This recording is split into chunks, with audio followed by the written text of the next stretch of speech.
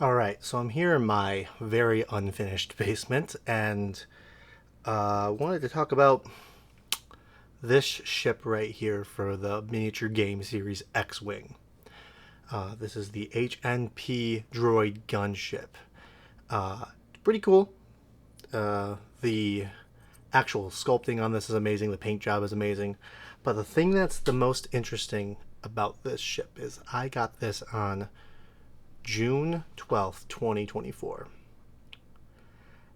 And on June 13th, 2024, the next day, which is the day I'm recording this, uh, Atomic Mass Games announced that they were ending support for X-Wing and Armada after Worlds at Adepticon next year. It's a lot to take in because I've played X-Wing very casually on and off for the last 4 or 5 years. Um, Playing with my roommate and then a subset of friends I didn't know played it recently. And it's tough because I am now 2 ships away from finishing the Separatists, the CIS. I need the Mandalorian Gauntlet, which covers 5 factions, and then I need the Nantex class Starfighter. And then I'll have the complete, at least one of each ship of the CIS. It's hard to take in because this game is really fun, and of all the miniature games I've invested in and have played, it's the one I put the most time in, and it's the one I put the most amount of actual time playing the game. I've only played a couple of the other games I've put into. I mean, I have the remnants of a Legion army. I have countless 40k models. I've never played a game of 40k, but I like painting them. Um, and I Free Blades is a fun skirmish game I've played a handful of times. But X-Wing was, I don't know, it was easy to get people who didn't play miniature games into. I got my roommate to play it with me because he is a huge Star Wars fan. And got him to buy stuff. We played a lot of first edition.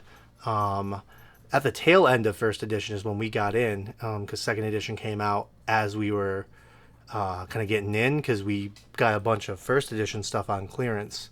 So I think what I'm going to do is work my butt off as far as Star Wars X-Wing collecting.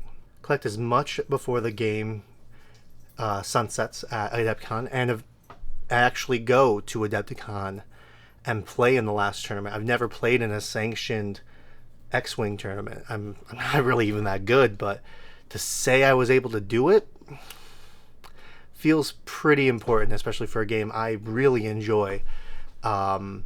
Feel that others should enjoy it as well, and my play group's not going to stop playing it. We're going to play with the ships we have. We were just talking today about buying more ships and getting used ships, and a couple of them have played in the competitive scene before, and they have most of the range, so they can pretty much play anything they want. They really just don't have prequel era stuff, but they got sequel stuff. They got original trilogy stuff. It's tough, but not gonna go quietly in the night as far as X-Wing goes. I have actually just purchased, maybe irresponsibly, but I've purchased the Rogue Class Starfighter pack today, as well as I got off eBay a pretty decent price on the, gotta look it up, it's the Resistance Bomber. I think it's the IG-100 Fortress? The MG-100 Fortress. And I'm working on getting a hold of a Heroes of the Resistance pack and conversion kit for Resistance. That was going to be the faction I collected after the CIS, because it was a smaller range, and I really like the colors of the Squadron pack in the Resistance. Say what you want about the sequel trilogy, the ships still look great, and the colors, the orange, the green, and I believe the blue in the Squadron pack look really cool. And I'm more about what looks cool to me, the rule of cool. And that was going to be my next faction. So they're next. And then we'll move on to maybe some Galactic Republic, maybe some Empire, or I'll just grab the ships that I want here and there. Maybe enough to field a different faction every now and then. The cool thing about the Rogue class Starfighter is that it can do Scum and Villainy and Separatists. And the Gauntlet Fighter, which is next on my radar as well for the CIS, is good for 5 factions. So I have the ability to play Scum and Villainy with the Rogue class and the Gauntlet.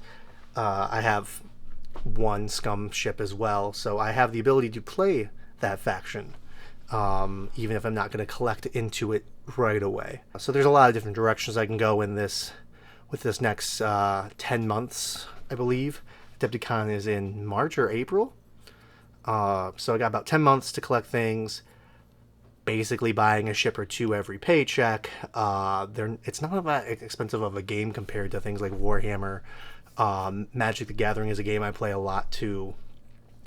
They're not as expensive to get what you need if you space it out like that. So I think I'll be able to do it. Maybe not. I'm not really not going to collect everything, but I'll have a chance to collect the things I want before this game rides off into the sunset.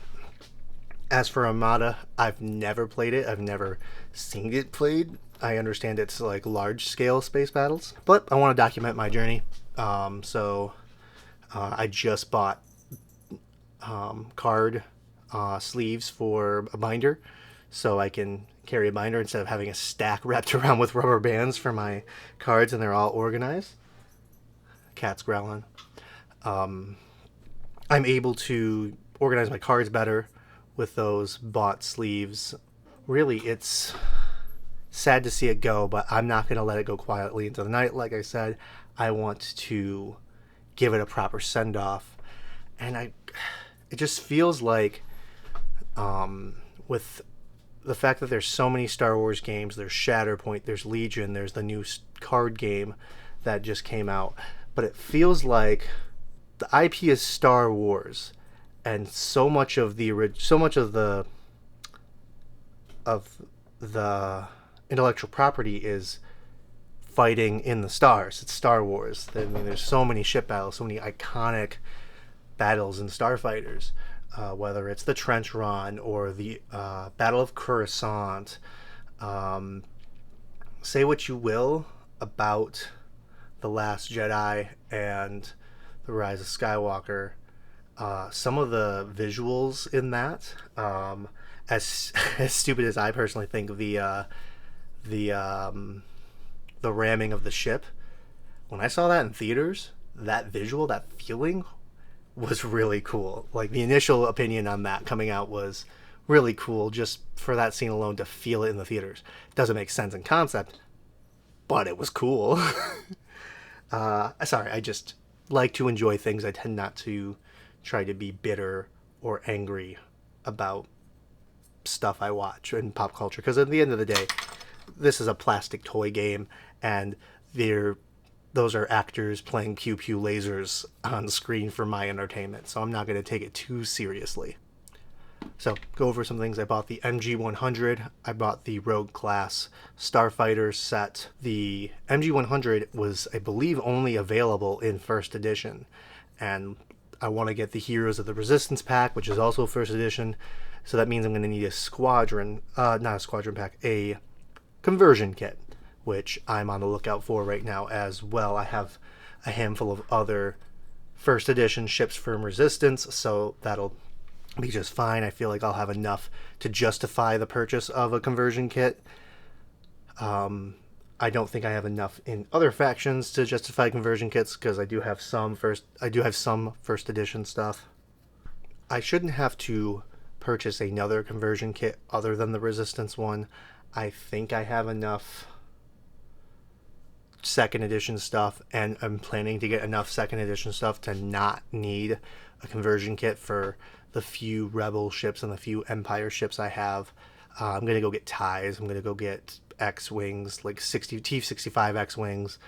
Some more B-Wings. B-Wings, oh, I'd love to field 4 B-Wings. Specifically 4 that look different. They have different paint jobs, and they sell, I think, 4 different colored B-Wings. And I have 2 of them, so that'll help get me there. There's a lot I still want to do with this game. I feel like there's a lot of people still want to do with this game. So hopefully it doesn't die almost immediately after it gets sunsetted. Who knows? Maybe they do something to replace it, maybe X-Wing 3.0, and they create something whole new, but you can still use old ships.